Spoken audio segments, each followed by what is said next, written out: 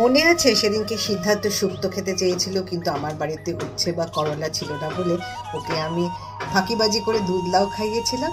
হ্যাঁ, আজকে ঠিকই ধরেছে, শুক্তো রান্না করব।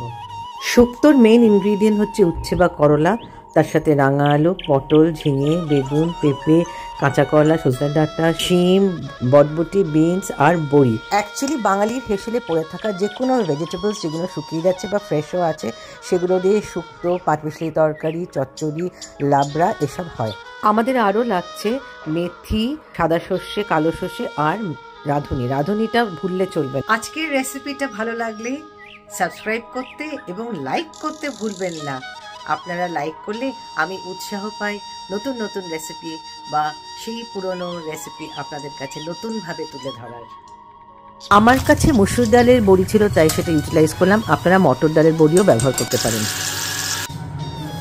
রাঁধুনি ফোড়ন, যা সবজি আছে, কাঁচা কলা হলে কাঁচা কলা, সজনে ডাঁটা, বেগুন, রাঙা আলু, পটল, পেঁপে। যদিও আই লাইক টু এক্সপেরিমেন্ট, তবে শুক্তো সবজি সবই একটু লম্বা লম্বা কাটবেন।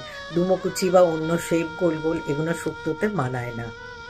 একটু ফ্রেশলি গ্রাউন্ডেড পেপার, গোলমরিচ দিয়ে দিলাম, আন্দাজ মতন আদা বাটা। সবজিগুলো তেলে এবং মশলা দিয়ে ভালো করে নেড়ে চেড়ে এবার দুধ দেবো। হ্যাঁ, শুক্তোটা দুধেই রান্না করলে সবচেয়ে টেস্টি হয়।